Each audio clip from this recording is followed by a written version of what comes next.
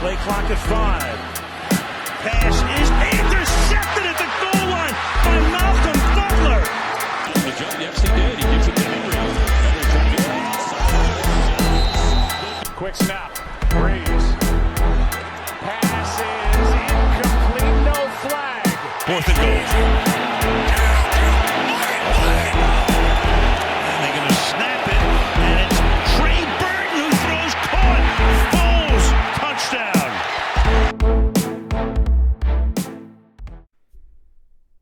Week 3 of the NFL season, not only did we see a brand new record set by arguably the now greatest kicker the NFL has ever seen, but easily, without debate, the coldest kicker that the league has ever seen. We've seen a lot of teams, a lot of people now going to 3-0. Who's real? Who's fake? Most of the league, though, 2-1. Who's the best team of them? There's a lot of playoff contenders, Super Bowl contenders in there as well, so we're going to take a look at that. Who's the best team in the league, and who is so far the most overrated team in the league? And of course, winners and losers here. We saw some quarterbacks that had a lot of success in kind of keeping the season hot. Whereas on the other side of the coin, we saw some quarterbacks that spent a lot of time on the ground in week 3. So, of course, we got a lot to go through, and this is going to be a blast. We got some good stuff for you today, ladies and gentlemen. But, of course, I'm your host, Ross Allen, and thank you so much for tuning in to our NFL Week 3 breakdown. Like I said, a lot of stuff to get into here with our winners and losers. Some overreactions so far in the season. Take a look at who the best team in the league might be, like I said.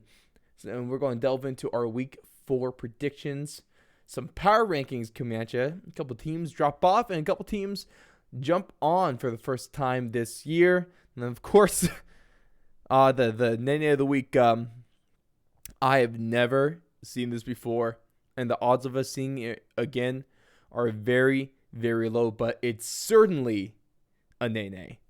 But before I get into things, of course, just a place to find all of our stuff. You can go to thefourthandlong.com for NFL-related everything. Thefourthandlong.com/NFL. And keep an eye out because I got a special show coming out this week. Of course, if you follow us on our socials, which of course, Twitter, @FourthLongRadio, Instagram, @FourthAndLongRadio.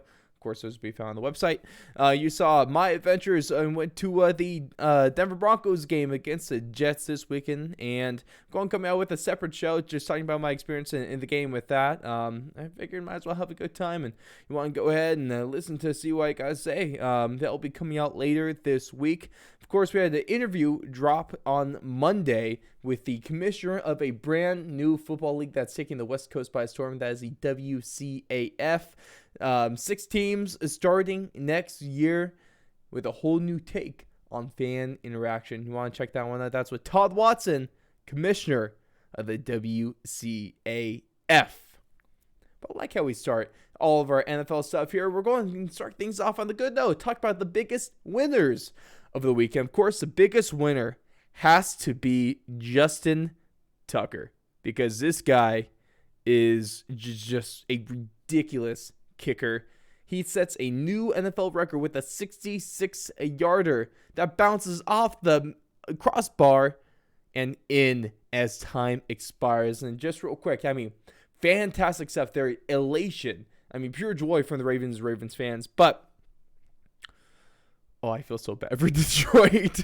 I feel so bad. Imagine losing this way. You have a kicker lining up to kick the ball on the opposite side of the logo. It looks short, bounces off the crossbar and in, and you lose a game. The Lions played a playoff contender and possible championship contender very, very well, and they should have won this game. But no, you have Justin Tucker, who's now 16 for 16 on field goals inside the last minute of regulation in his career. Just win, and walk it off. Justin Tucker has now solely put his name among the list of the greatest kickers of all time. And there's a very, very strong case you can make that he is, in fact, the greatest kicker of all time. And at this point, it'd be hard to argue. Adam Vinatieri, just longevity. You can always count on them. Most points scored in NFL history. it's easily between Vinny and Justin Tucker on the list of the two greatest to ever kick a football. Of course, he passes Matt Prater's 64-yarder. That was set back in 2013 before halftime against the Tennessee Titans there in Denver for the Broncos there, kicking altitude. So, I mean, Justin Tucker, he does this in the dome, no altitude. And, I mean, what could be said has already been said. Just unreal stuff there. Then my second winner of the week has to be not only fantasy owners that have these two guys. I'm part of that list. Hey, shout out 5-0. I have 5 leagues, went 5-0 in fantasy this week. So it's up to you to decide whether I am good at fantasy or just extremely lucky. Maybe a little bit of both, but leave that one up to you guys. The Stafford and Cooper Kupp connection is going off fantastically this year. Not only does Matt Stafford look like a legitimate MVP candidate, him and Cooper Kupp have looked just, they've gone off to such a good start, and they're one of the best quarterback wide receiver tandems in the league right now. I mean, just in week 3 against the Bucks, Cooper Kupp had 7 receptions, 108 yards, and a touchdown, with the longest pass being a 56-yarder. And on the season, he now has 25 catches for almost 370 yards and 5 touchdowns. 5 touchdowns through 3 weeks. That's incredible. That's more That's more than double the amount of touchdowns that George Kittle has had since last season, the beginning of last season. Cooper Kupp is looking great, and he really is taking the roof off of these defenses. And my third winner of the week was one kind of put a damper on my weekend because I see the Broncos go and win. They might have a chance to win to take the lead in the division there. And then the Raiders go ahead. They hold on as the Dolphins send the game to overtime. And off the back of a fantastic performance by Derek Carr against a real solid Dolphins team, or at least a Dolphins defense, they win the game in overtime, and they now move to 3-0 for the first time since 2002, which, of course, that year they made it to the Super Bowl. Of course, they lose to the Bucs. Against the most overrated coach of all time, who's now their head coach. But a lot of success last time they started 3-0. And Derek Carr, he is on pace for a 6,817 yard passing, or a 17 passing yard season. Of course, you recall, record set by Peyton Manning is 5,477. So this is getting close to nearly 1,400 more passing yards. Obviously, that's not really maintainable. We'll see how the rest of the season goes, but just to be averaging 401 passing yards a game through 3 games against good defenses. Yeah, Derek Carr might be the leading MVP candidate at this point. And as a Broncos fan, that hurts me to say, but it's true. It's true. I don't know what else to tell you. That's just is what it is, I guess, man. But moving on to the losers, we go from a winner in Justin Tucker, and we got a loser in Justin Fields. Because like I've been saying since the preseason, as long as Matt Nagy is the head coach of the Chicago Bears, Justin Fields he might see success. He might see limited success, but he will never reach his true potential. And that's especially true when he ends up getting sacked 9 times in one game. His first career NFL start, he gets sacked 9 times. That's a ridiculous stat. And not only did I think he only had in total passing yards on the game, Mitch Trubisky was tied with the Bears. Mitch Trubisky went 1 for 1 this week for the Bills with 1 passing yard. Chicago Bears finished with 1 total passing yards. Justin Tucker's 66-yard field goal was about 37 more yards than the Bears' total offense in this game against the Browns. Justin Fields has all the talent. They have a good defense. There's no offensive line. Their run game is not there this year. And Matt Nagy needs to go. Come on. And after the game, he said the most bland, generic coaching mumbo-jumbo you'll ever hear at a press conference. It's embarrassing at this point. I cracked myself up. Embarrassing. Damn, I'm good. But, I mean, this shouldn't be happening, especially because some really damning stuff is said by, I believe, Myles Garrett after the game.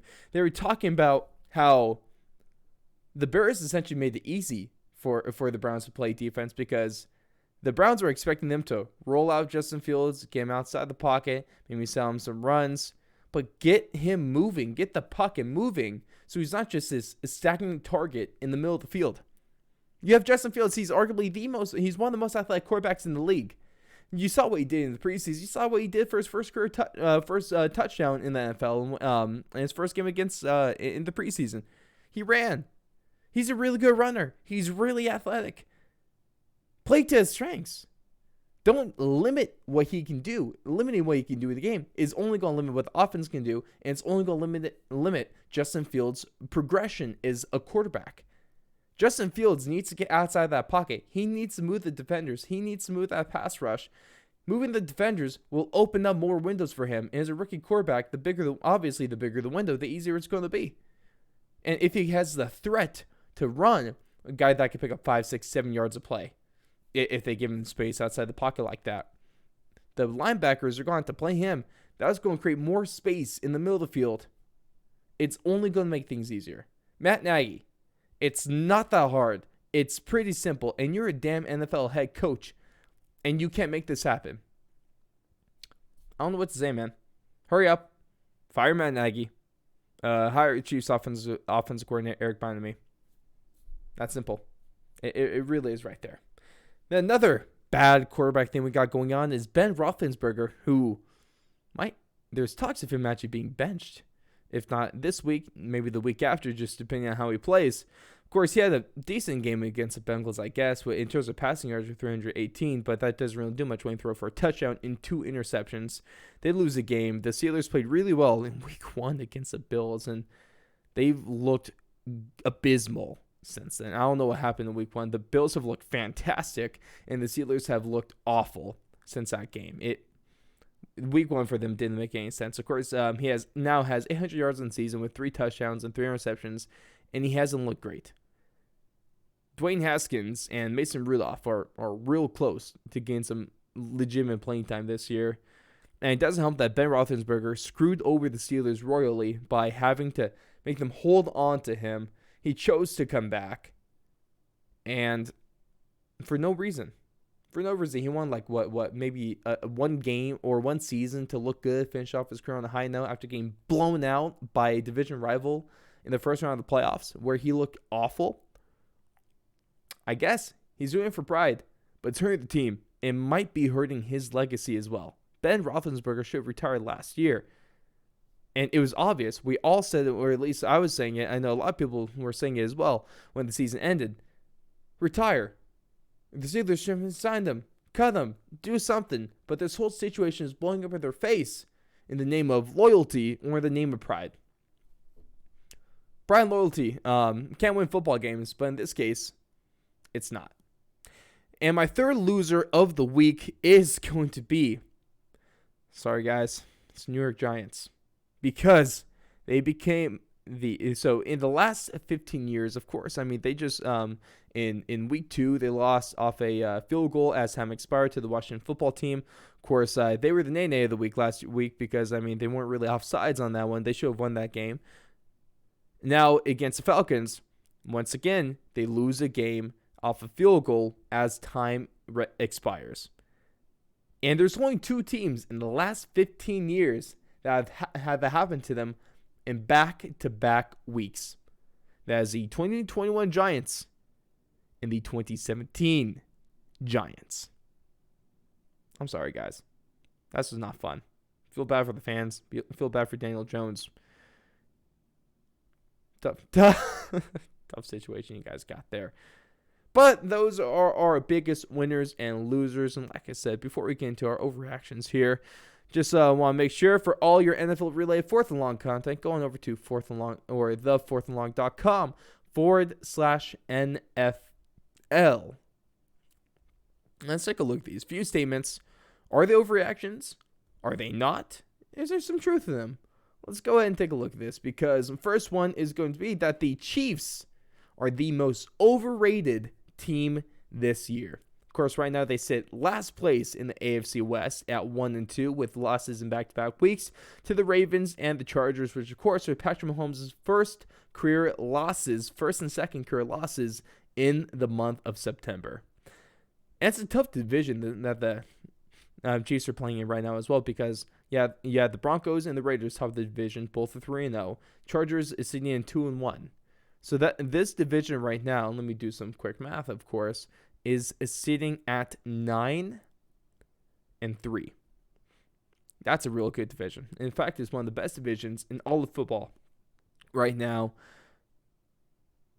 And the Chiefs are in an early hole. I mean, I feel bad for the Eagles because the Chiefs are going to have to come out angry. And the Eagles, especially after what we saw Monday night against the Cowboys, it looks like they're in for a bit of ass whooping. So, I mean, if you have any Chiefs player on your fantasy team, start them because you're probably going to have a good time there. But right now, their defense is easily going to be what's going to cost them this year. They looked better last year. Of course, that was a problem a couple seasons ago. They looked better last year, still wasn't enough to get it done. But right now, 3 weeks into the season, the defense sits 30th in yards allowed per game at 430. And they are tied last place with Detroit for points allowed per game at 31.7. On the other hand, they're fifth in scoring average with 30.7 points per game. But still, they're averaging one less point a game than their opponents. They're averaging losses. And I mean, Patrick Mahomes is only so good. That Kansas City offense is only so good. You can't expect, you shouldn't have to expect. I mean, with the Chiefs, you might be able to and get away with it sometimes. But if you want to be consistently good, if you want to be good throughout the season, if you want to be one of the best teams in the league, it goes without saying that you shouldn't be giving up more than 30 points a game. Your offense shouldn't be forced to score more than 30 points a game. Especially if you want to be Super Bowl champions, if you want to be the best team in the league. I know that the NFL is moving away from real hard defenses, from defenses that give up 14 points or less a game.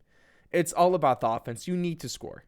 But no team should be forced to score 31 points at the minimum to win a game. That's not good long term. But even with that being said, it's still not the Chiefs because it's the Bucs.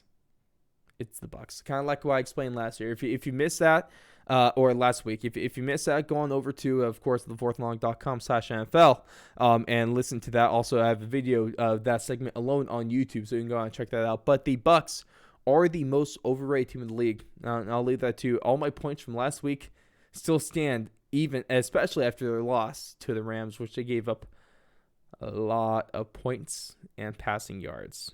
And the offense struggled at times against the first real defense that they saw this year. All the points, even a week later, still very, very valid. Go check that out. And the second statement I'm going to give you guys is that the Broncos are going to host a playoff game this season. Like I said, tied for first right now in the AFC West, and they're first in the league in points allowed per game with only 8.7, especially really helped after their shutout win against the Jets in Week 3, winning that game 26-0.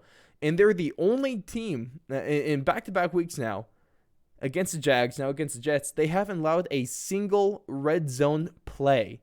They've given them 0 plays in the red zone. And that's a hell of a stat. Doesn't matter who you're playing, how bad of a team you're playing. That is impressive. Teddy Bridgewater right now, he's third in the league in quarterback rating and second in completion percentage. Going back to the points, the Broncos are 12th in points scored with 25.3, and they also have the largest point differential in the league.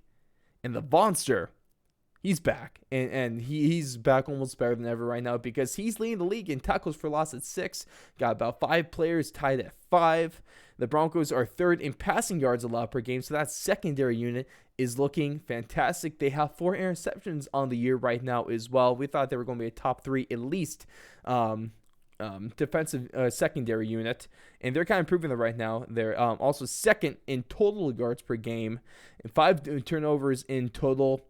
But the problem is, let's take a look at the strength of the schedule. Because, of course, the biggest knock that you can give the Broncos right now is that they've played the Giants, they've played the Jags, and they've played the Jets. 3 teams that have a 0-9 combined record.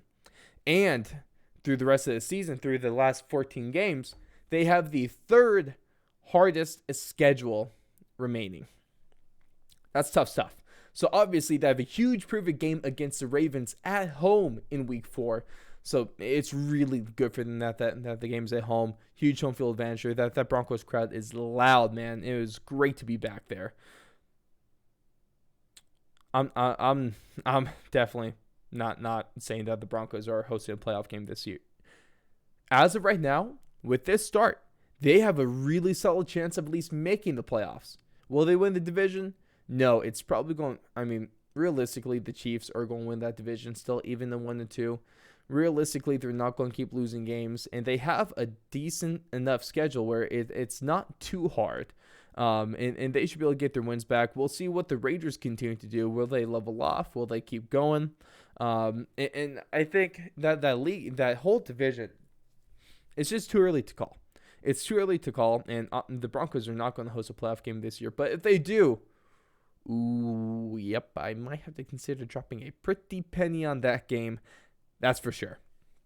Last statement I'm going to give you is that, taking a look from the AFC West to the NFC South, and that is that the Carolina Panthers are the best team in their division. Of course, ahead of the Bucks, the Saints, and the Falcons. Right now, of course, they're top of the division at 3-0. Bucks and Saints at 2-1. Falcons at 1-2. The defense has been one of the top ones in the league in points, in yards, and in turnovers. And that offense has been really productive on the back of Christian McCaffrey and Sam Darnold, who, of course, is having a fantastic start to the season. He's about 900 yards passing, completing about 70% of his passes here. 3 touchdowns to 1 interception. And, I mean, his revenge tour is going well. He's undefeated so far, especially being able to be up on that New York team. The Panthers are looking good. The Panthers are looking surprisingly good, actually. But the only problem is they're now without CMC, and they're now without J.C. Horn for extended periods of time. Turf sucks. It shouldn't be a thing. Both guys lost to non-contact injuries. Christian McCaffrey with a hamstring injury, and J.C. Horn with a broken foot from a non-contact injury. That's going to hurt. That's going to hurt a lot. The Panthers are not the best team in the NFC South. It's more than likely the Bucs. The Saints could be there. Of course, they had a really good week 1 against the Giants, or against the Packers, Then they kind of crapped the bed against these Panthers, and then they were back again against the Patriots. Still need to see more consistency from that team. I'm not sold on the Panthers yet, but right now they're looking really good. They're ahead of schedule in the rebuild. Because remember, they're in the middle of a rebuild. And this is a really damn good team to be when you're in the middle of a rebuild.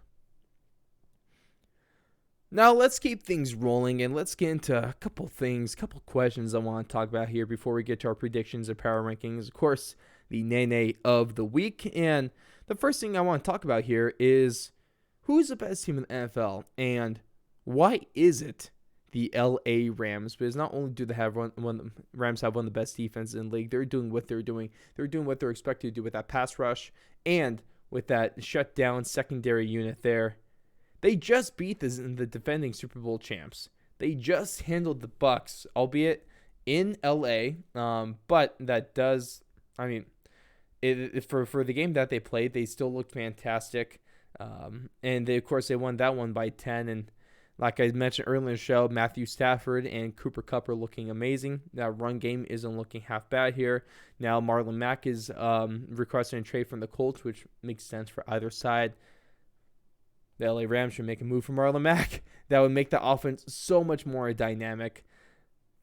I mean, Stafford, career season so far, he's up to a career start. I mean, I think his just his second 3-0 start in his career. It's been a while. And like I say, he's up there in the MVP conversation. Now, is he leading it? No, he's definitely not. But he's up there for sure. And then especially with, if you want to take a look at maybe some of the other 3-0 teams that exist in the league, the Raiders, Rams are better than them. Broncos, Rams are better than them.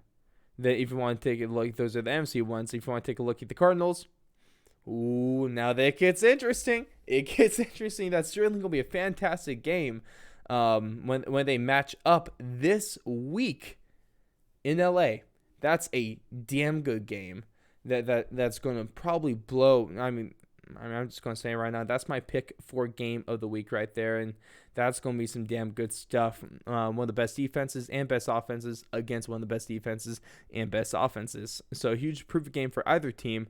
And then the other 3-0 team, of course, is the Carolina Panthers. The Rams are better than them. The Rams are the best team in the league right now, even with some of these 2-1 teams.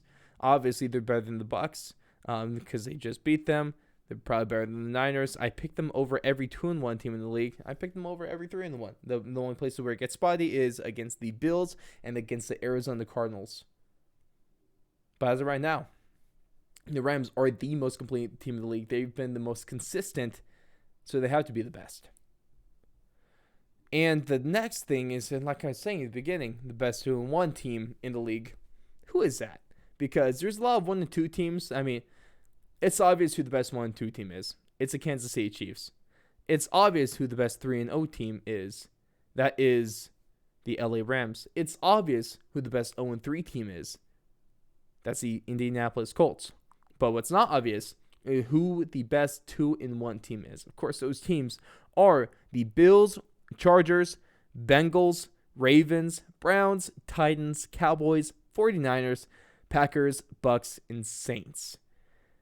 Now, I think out of all these, at least in the NFC, I'm a believer in the 49ers, the Packers, the Bucks, and the Saints. The Cowboys can get out of there. I have no faith in them. And in the AFC, I'm mostly sold on the Browns, the Chargers, and the Bills. If I had to pick between those, I have the most faith in the Browns in the Bills right now. Excuse me. The Browns second there. Chargers still have a lot to prove this year, but of course they have a high ceiling. But the Bills are just the most put together team at this point with that defense, with the offense, of course, with one of the best quarterbacks in the league. And the Niners just lost to the Packers, so obviously the Packers are better than the Niners there. Packers, Bucks, and Saints is really the ones to choose from. Right now, I have more confidence in the Bucks than I do the Saints, although that is going to be a really interesting game when they do match up. Because, I mean, high scoring, a really potent offense against, especially Jameis Winston, that could totally take the roof off a defense against a depleted secondary unit that is iffy at best. I mean, they might bring in Richard Sherman, so we'll see how that goes. And right now, I would take the Green Bay Packers over the Tampa Bay Bucks. So, I mean, out of the NFC, 2-1, I like the Packers the most. AFC, 2-1, I like the Bills the most. Between those two teams, I'm taking the Bills. They show the most consistency. I have the most faith in them. They're the most believable team. But, man, Aaron Rodgers has gotten hot the last couple weeks. Devontae Adams really coming into it. And then Aaron Jones, he's picking up steam. And I think mostly just comes down to the defense. So both offenses are very comparable. I have a lot more faith in the Bills' defense than I do the Packers. But, of course, let me know what you guys think about this. Are the Rams really the best team in the league? Are the Bills really the best 2-1 team in the league? And who's the pretenders? Who's the most underrated? Who's the most overrated team this year? There's a lot of answers you can throw out there, so I would love to hear your opinions on all that. Of course, you can share them by hitting us up on our social medias, of course, at Fourth Long Radio for Twitter and at Fourth and Long Radio for Instagram. Or you can go ahead and leave a 5-star review over on Apple Podcasts. And of course, you can leave a comment over on YouTube. But let's a few more things to go here. Some Week 4 predictions, power rankings, and of course the nay of the weekends. One that you guys probably have never seen before. Here with our predictions, though, let's take a look. Out of the AFC games we got going on, we got the Jags and the Bengals. I mean, real quick, backing off every week, I've gotten a little better. Went 12-5 12-4 in my picks last week in Week 3. Did awful in Week 1, better in Week 2. So let's see if we can do even better and keep that good stuff rolling into Week 4. But Jags, Bengals, Thursday night game. Yeah, I'm taking the Bengals. No chance. I'm not giving the Jags a chance in this one. Them and the Giants might be 0-7, 0-8 to start the season. It's only going to get worse for them. Titans, Jets. It's the Jets. I'm taking the Titans. Interesting game here between the Dolphins and the Colts. Of course, the Dolphins got blown out in week 2 by the Bills. Then they played a really good game against the Raiders. The Colts 0-3. Definitely cannot fall. Definitely can't afford to fall to 0-4. This is the hardest one for me to tip this week, and I'm taking the Dolphins in this one. Next one, we got the Texans and the Bills. No contest. I'm taking the Bills in this one. And I think that the Broncos could have a really good game against the Ravens. In fact, I wouldn't be there's a good chance that the Broncos even upset the Ravens. But it's a tough game, man. I'll take the Ravens in this one. Raiders, Chargers, another really tough game. Monday Night Football here. Really like how the Raiders are looking.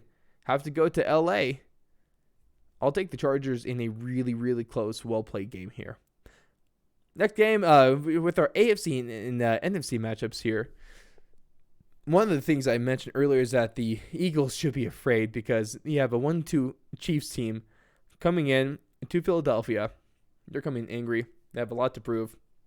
I expect the Chiefs to thoroughly beat the Eagles, especially after what we saw on Monday Night Football in Week 3. Browns and Vikings next. Of course, the Browns just got over their beatdown of the Bears. The Vikings pull off a stunning and large win over the Seattle Seahawks. I would love to give the Vikings a huge chance in here. I just don't know if I could trust them to stay consistent. I like the Browns more.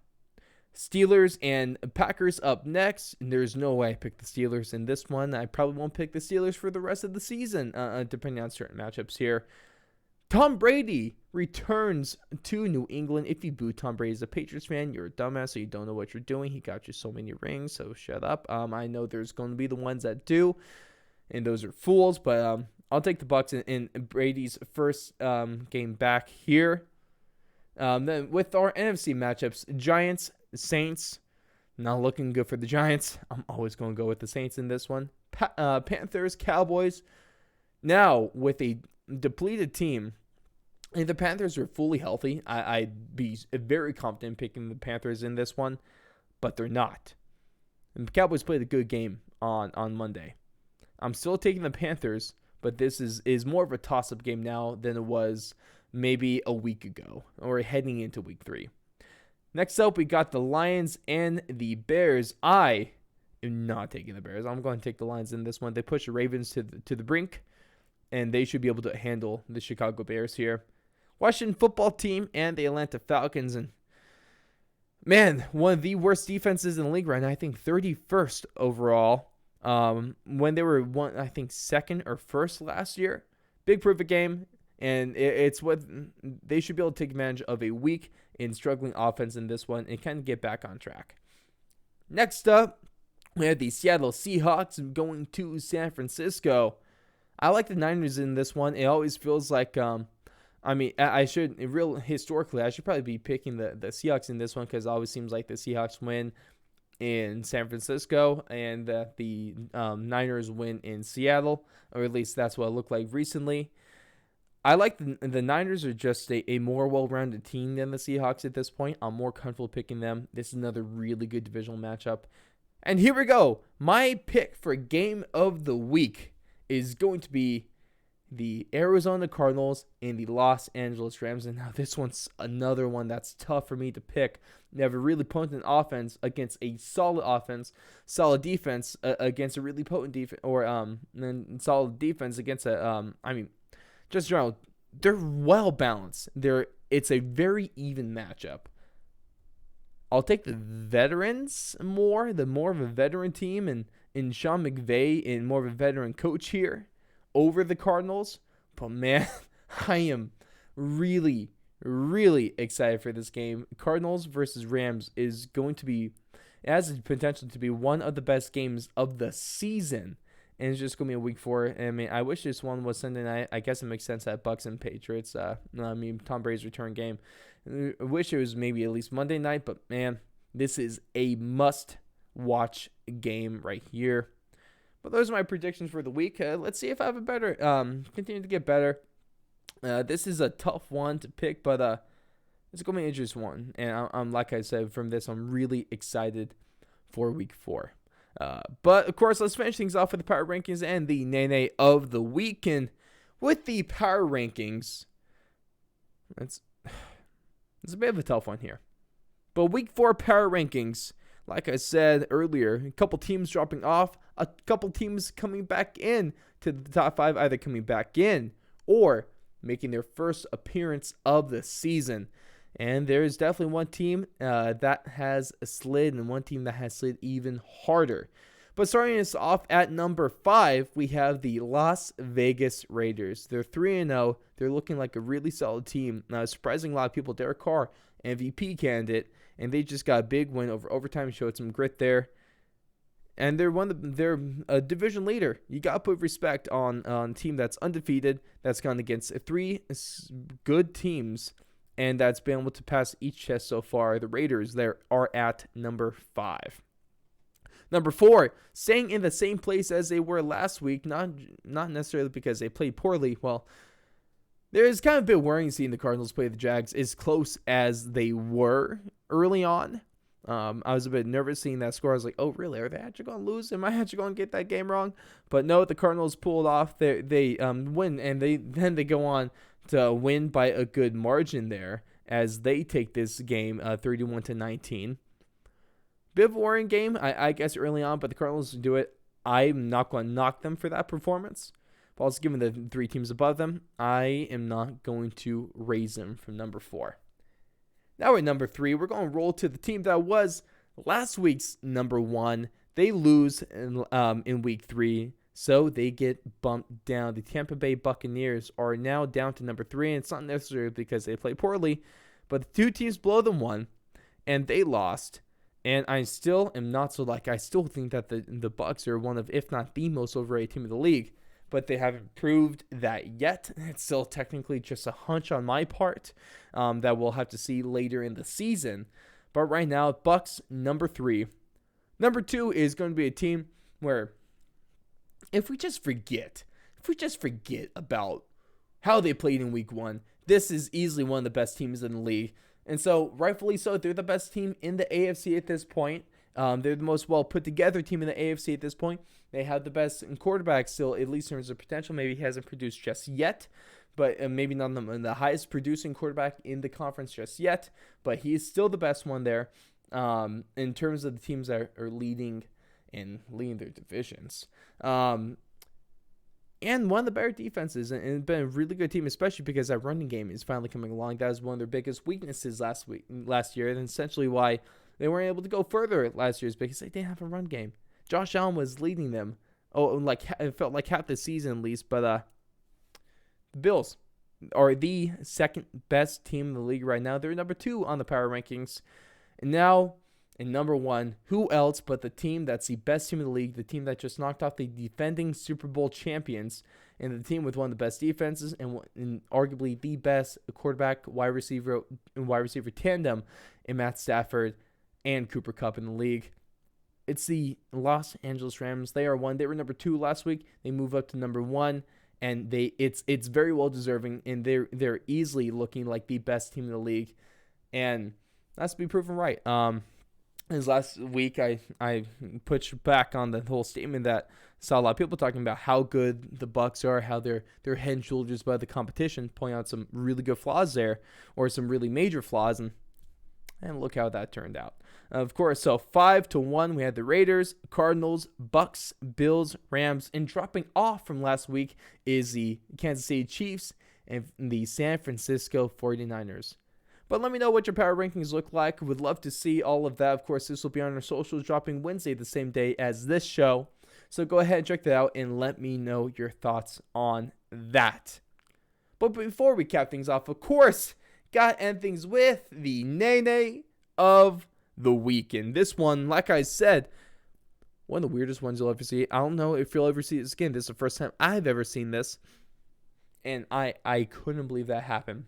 And this week's player that got Nene the hardest is going to be the Cardinals' Rondale Moore. as he muffs a punt because of a official that hit the ball in the air with their penalty marker. Like, first off, if you're that ref, why are you throwing the penalty marker even near the ball? Throw it on the ground and spike that sucker. Okay, get it out of the way. Don't put it anywhere near the football. You're just going to mess up the play. There's chances like this that can happen. Of course, very rare. Very rare. Probably won't happen. But come on, man. What are you thinking? I mean, just another bad performance by refs here. But it's just unbelievable, man. You can't control this. You can't control the ball getting hit off course like a quarter of a second or less before it hits your hands, before you're supposed to catch that. That's just impossible. And oh man, that's so tough. That is so tough, and there's no way that anything this week could top in.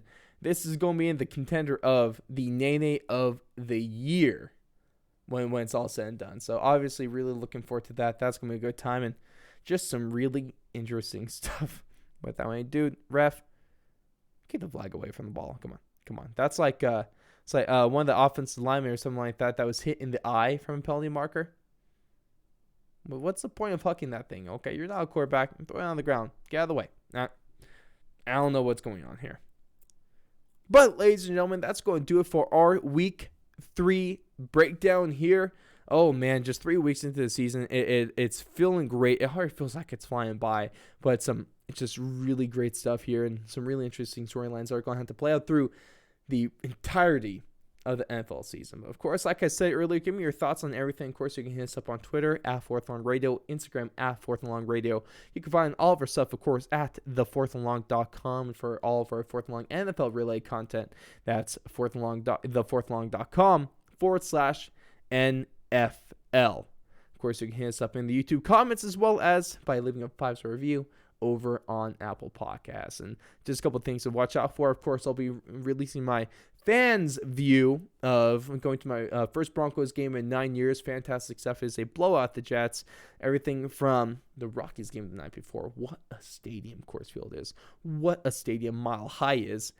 The fan base there, the noise, the game, the tailgating experience, and everything about them. Just some fantastic stuff, and it will be coming out later this week. Of course, check out our interview with Todd Watson, the commissioner of a brand new football league taking the West Coast by storm. Of course, that's the WCAF. Go check that out. Of course, thefourthandlong.com front page on our interviews there.